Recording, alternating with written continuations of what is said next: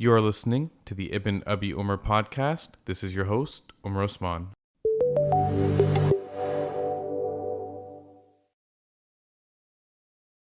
إن الحمد لله إن الحمد لله نحمده ونستعينه ونستغفره ونعوذ بالله من شرور أنفسنا ومن سيئات أعمالنا من يهده الله فلا مضل له ومن يضلل فلا هادي له وأشهد أن لا إله إلا الله وحده لا شريك له وأشهد أن محمدا عبده ورسوله يا أيها الذين آمنوا اتقوا الله حق تقاته ولا تموتن إلا وأنتم مسلمون يا أيها الناس اتقوا ربكم الذي خلقكم من نفس واحدة وخلق منها زوجها وبث منهما رجالا كثيرا ونساء واتقوا الله الذي تساءلون به والأرحام إن الله كان عليكم رقيبا يا أيها الذين آمنوا اتقوا الله وقولوا قولا سديدا يصلح لكم أعمالكم ويغفر لكم ذنوبكم ومن يطع الله ورسوله فقد فاز فوزا عظيما أما بعد فإن أصدق الحديث كتاب الله وخير الهدي هدي محمد صلى الله عليه وسلم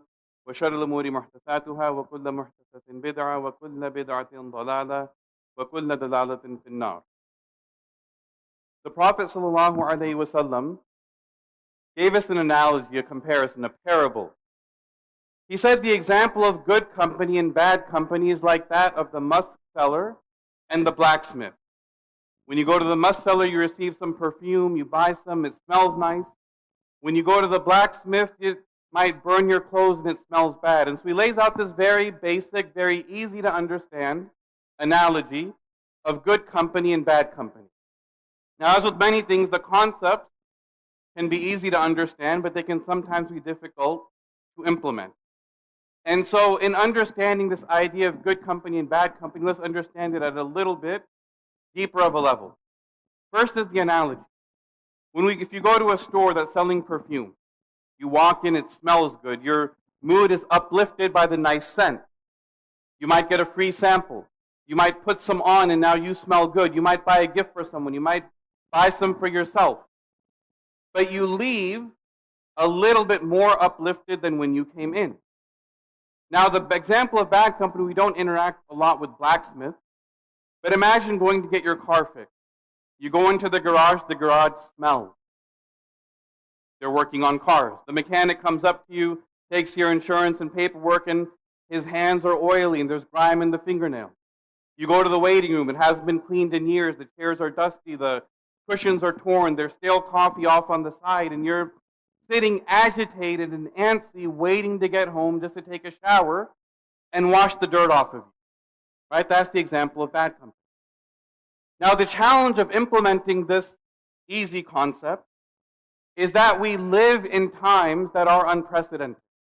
And so the nature of friendships and the nature of relationships have changed dramatically in such a way that we haven't experienced them before in human history.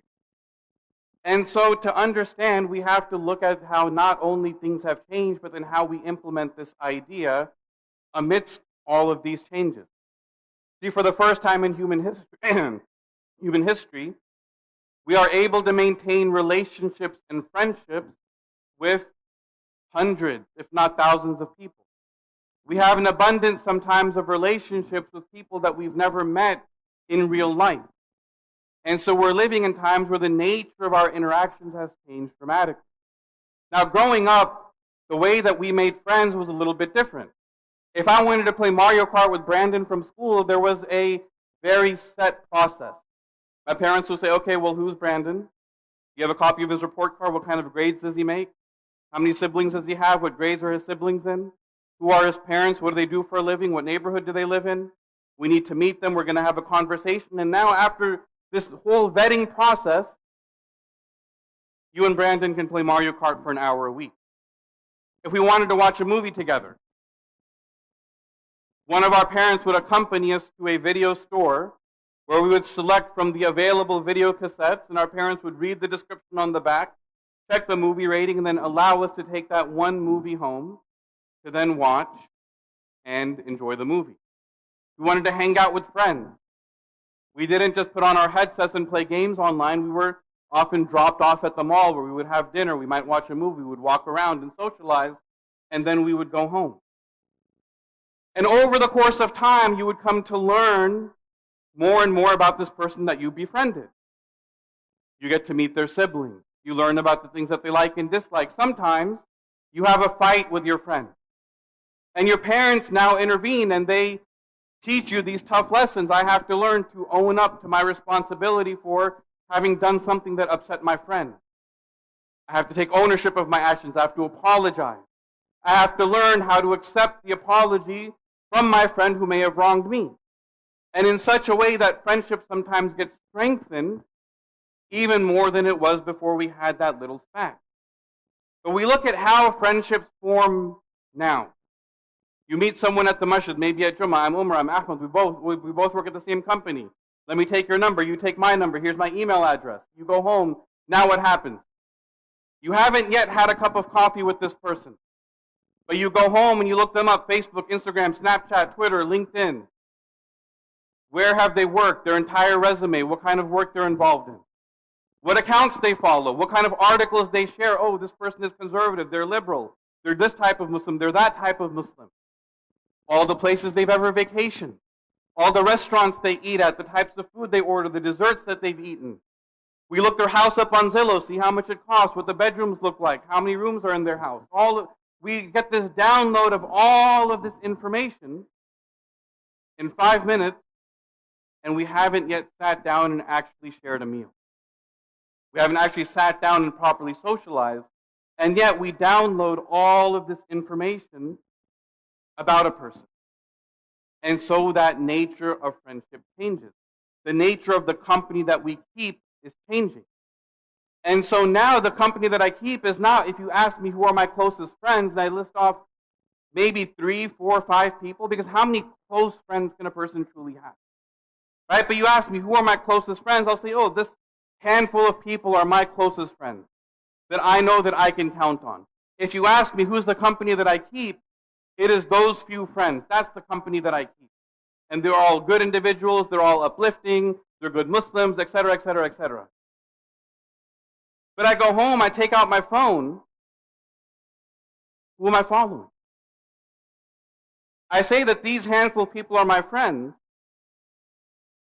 but what about these 100 accounts that I follow? Whose Instagram stories am I consuming? Whose YouTube videos am I watching? Whose tweets am I reading? Whose Facebook page am I following? Who am I exchanging Snapchat messages with?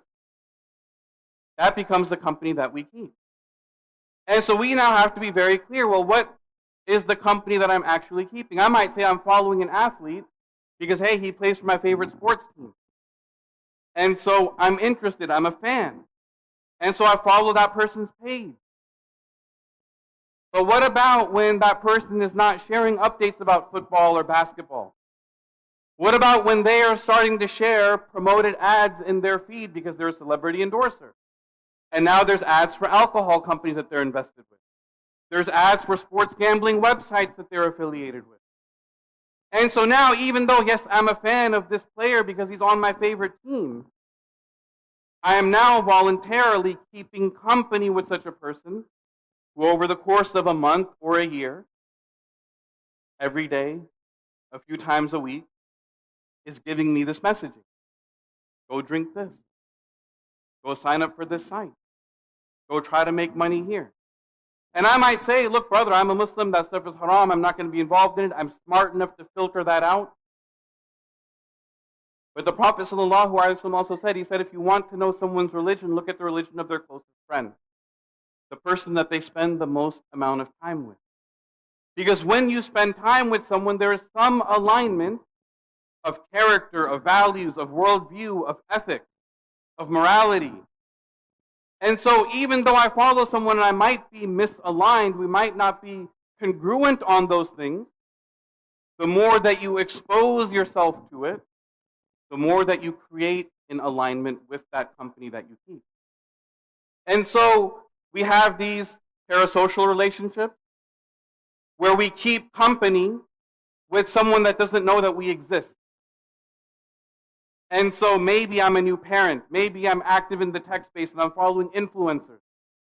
And so yes, I'm picking up tips on how to better raise my toddler and get them to eat vegetables and all of these, amazing things. But I'm also glued to this person's social media. And every night, every day, I'm processing their Instagram stories. When they release a new YouTube video every week, I'm watching that video. I'm being privy to personal aspects of their lives. And I'm becoming attacked. This is way beyond fiction or watching a television show that is clearly fiction. These are real people with real lives, but we are attaching ourselves to their company in a one-way platform. And so we have to be very careful. Are we keeping company that is good? Or are we keeping company that is misaligned with the type of values that we have? And so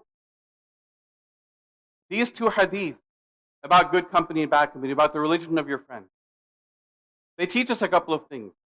They teach us, and I think the most important lesson is that they teach us that our environment affects us much more than we'd like to admit. Our environment affects us much more than we'd like to admit. And so when we think about the traditional ways of hanging out, dropping teenagers off at the mall, and they go and they have dinner and they watch a movie, then you go and pick them up when the mall closes, as many of us did when we were kids. It's a lot different when the interaction is taking place on the phone. And the way that we interact now is not that we're hanging out and sharing a meal, but it's I'm liking the status, I'm commenting on the photo, I'm resharing the witty thing that that person says. We're going back and forth in our WhatsApp group. And so I might not consider some of the people that I interact with to be friends. They might be acquaintances. They might be people that I've met, but I don't hang out with. They might be friends of friends who are in the same chat groups as I am. And yet, even though I might tell myself I don't consider that person a friend, but I'm exchanging 20 messages a day with that person. I'm reading 50 status updates from that person. And what if that person is saying things, maybe it is a good Muslim brother or sister, and maybe they are in our extended social circle. What if that person is posting things like, I really hate my parents. My parents are so annoying. My parents are this, my parents are that. My kids are so frustrating. I hate my siblings. Now, someone might just be venting online, but I have to look at it from what is the company that I am keeping and what is the messaging that I am consuming. And so when I'm consuming this type of messaging over and over and over again, as the Prophet ﷺ indicated, that environment, that company that I keep is going to impact me. It might not be consciously, I might not recognize it, it might be subconsciously, but that makes it even more important for me to be on guard, for me to be vigilant about who it is that I'm interacting with all the time. Whose photos am I seeing on a constant basis? Whose status updates am I reading? Whose videos am I watching? All of this is company that we keep. So the feed that we have, the feed that we sometimes curate, it has a profound spiritual impact. Are we taking in things that uplift or intaking things that take us away? Now, when we talk about good company and bad company, it's not just this idea that I have to protect myself from the evil that's out there. The one thing that we find in our religion is that there is an emphasis actually on the blessing of good friendship. There is an emphasis on the blessing of good friendship. The Prophet ﷺ told us that on the Day of Judgment, when the sun is brought near and people are drowning in their sweat from the heat, that there are 7 groups of people who have been blessed with the shade of the throne of Allah subhanahu wa ta'ala. And one of those groups, he said, is 2 people who love each other for the sake of Allah. 2 people who have a friendship, a closeness, a companionship that is rooted in and founded upon their mutual desire, their mutual love of Allah, and their desire to come closer to Him subhanahu wa ta'ala. That is a beautiful friendship. That is a blessing. That is a source of reward on the Day of Judgment. When we look at the life of the Prophet ﷺ, one of the blessings that he was given was the blessing of good companionship. And now the moment I say the Prophet ﷺ was blessed with good friends, most people, I would venture to assume, are going to their mind immediately think Abu Bakr. But I want you to rewind just a moment and think Khadija radiallahu anha. Because sometimes we overlook that aspect of keeping good company as well, is that your spouse is often your closest friend. Your spouse is the company that you keep. And so that blessing, this blessing from Allah of good companionship, sometimes it starts at home. And so we see how Khadija radiallahu anha, not only was she his wife, but she was a source of support for him when times were difficult. When he first received the revelation, who did he go to for comfort? He didn't go to one of his friends, he went to Khadija radiallahu anha. Right? That companionship, that closeness, that idea of your spouse being your best friend. We see that in the life of the Prophet sallallahu alaihi wasallam. But again, we also know, obviously, he was also surrounded with good friends. Abu Bakr radiallahu an, Umar radiallahu an. And these were people that he could count on, people that he depended on. When the tense situation, right, of the migration, of leaving Mecca and going to Medina, when there is a threat on the life of the Prophet sallallahu alaihi wasallam, who does he count on? Who does he trust? His closest friend. His closest friend that is there for them and has taken the preparation, gotten the animals, gotten the food, gotten a guide to help take them from a different path, made all of the arrangements, right? That is a friend that the Prophet ﷺ could count on. That was a source, again, a blessing that Allah subhanahu wa ta'ala gave him. That highlight of good companionship. Now, someone might look and say, like, okay, this is all good, but it also sounds a little bit selfish, right? It's, what am I getting from everybody else? What am I getting from everybody else? And that's why we have to also look at the other side of it, which is being good company for others as well. It's a two-way street. When you say two people who love each other for the sake of Allah, it's a back and forth. And so one thing that we find, and again, particularly in our time, and not just because of the change in technology and social media and things like that, but with societal changes that we see. We now live in a society where we have people who are single parents that say, I don't have anyone to go to for emotional support except my children. We have men who say, and it's mostly men, or the majority men that say, I don't think that I even have any friends. I'm lonely. Researchers have said that we have an epidemic of loneliness. That I go to work and I talk to people at work and I hang out with people at work, but when I go home, the loneliness hits me. We live in a society where we have an elderly population that says the television is my company. Because every night I just put that on. It's too hard to leave the house. People don't want to come visit. And so sometimes I go days without seeing the face of another human. It puts a different spin on the idea of smiling in the face of your brother being sadaqah. Right? There's loneliness in our society. And so it's not just that we have to make sure that we're protecting the influences that we have, but then it's also turning around and saying, how am I being a good friend to others? What am I doing to involve others? What am I doing to be supportive and be there and to uplift other people that are around me? How am I being a good friend to the people that are in my life? These are difficult questions. Again, the concept is very simple. The concept is very simple. Keep good company and be good company. But how you do that can become very hard. And sometimes it's not intentional. Sometimes as we naturally progress through life, we go through the seasons of life and it becomes harder to maintain friendship. We get caught up with work. We get caught up with the kids. We get caught up with our responsibility. And so we're not able to just hang out with people the way that we did before. But we still have to make an effort. We still have to make an effort because ultimately the bonds of brotherhood, the bonds of brotherhood, the bonds of community are built when people are making an effort and making a sacrifice and putting a value in saying having these bonds, having these friendships is something that is important. It is something of value. And so I have to find ways of sacrificing time to make sure that that happens. And so Just as we do that, we be on guard about the influences that we allow in, but simultaneously we work to also be a good influence to others.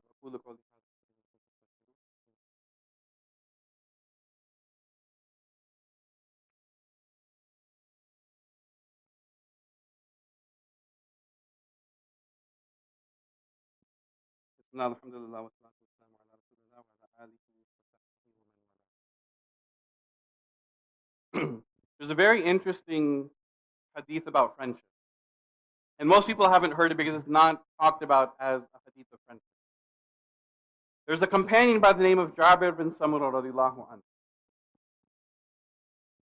And there's a hadith where someone asked Jabir, did you used to sit with the Prophet sallallahu alaihi wasallam? Now listen to the answer. He says yes. He says after we would pray Fajr, we would sit until the sun would come up. And then the Prophet and his companions, they would sit and they would talk. And they would reminisce on the old days. And they would recite poetry to one another. And they would laugh and tell jokes. Isn't this amazing? Someone asked him, did you sit with the Prophet sallallahu alaihi wasallam? And he's not answering in regards to, yes, I remember when this expedition happened. Or when this, lecture happened at the masjid or this program. No, what is he remembering? Yes, we used to sit with the Prophet sallallahu alaihi wasallam, and what I remember about sitting with him, we used to hang out. We used to hang out. They would sit. They would chit-chat. They would talk about the old days. They would tell jokes. Good friendship versus bad friendship isn't just that I log on to WhatsApp, I send you an ayah of the Quran, you send me a hadith back. No, that's not what we're talking about. They would just hang out. They would have fun. They would relax. There's a very famous hadith in Nawawi's 40 hadith of Ibn Abbas. And it begins, "O young man, may I teach you some words of advice? Be mindful of Allah, and Allah will be mindful of you," so on and so on until the end of the hadith. What was very interesting about this narration, Ibn Abbas, as he's narrating it, he says, one day I was riding on the mount, on the horse with the Prophet ﷺ when he turned around and said, "Oh young man, can I teach you some words of advice?" Meaning what? They were hanging out. This wasn't that Ibn Abbas came to him with a problem, "Ya Rasulullah, I need advice." This wasn't some, there's a class at the masjid going on, "Ya Rasulullah, I have a question." We were just riding on the horse together. And he turned around and said, "Oh young man, can I give you some words of advice?" We talk about mentorship of the youth and things of that nature. The Prophet ﷺ was quite literally spending time hanging out with the youth of the community. That was his example. Anas ibn Malik radiallahu anhu, he tells us a story. He said that one time he was sitting with the Prophet ﷺ, and there was another man with them, and they were talking. And another man came, was walking across kind of on the other side of the street. And the man that was with them said, "Ya Rasulullah, I love that man for the sake of Allah. I love that man for the sake of Allah." And the Prophet said, "Have you told him? Have you told him?" He said, "No." He said, "So go and tell him. Go and tell him that you love him for the sake of Allah." Now think, and I know this is going to make people uncomfortable. How many times have we just reached out and told our friends, "I love you for the sake of Allah"? How many times do we send a message to our friends saying, "Thank you for being a good friend. Thank you for being someone that's always there for me. I appreciate and value your friendship." How many times do we reach out and say that?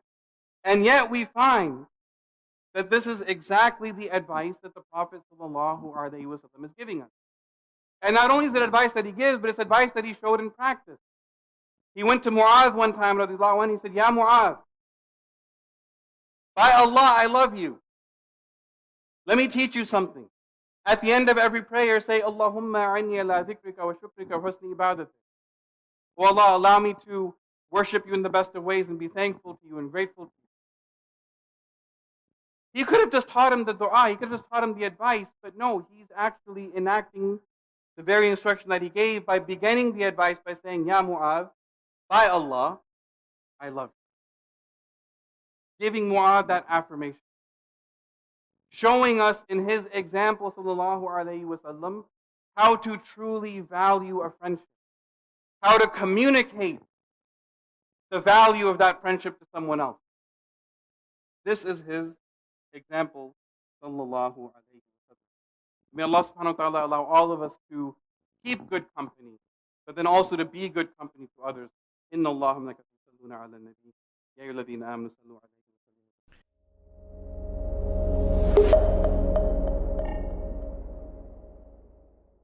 Thank you for listening to this episode. If you'd like to support the podcast, please subscribe in Apple Podcasts or Google Play or whatever podcast player you use. And please rate and review the podcast. As always, if you share it with a friend, that's much appreciated. You can check the show notes for all the details and links. See you in the next episode.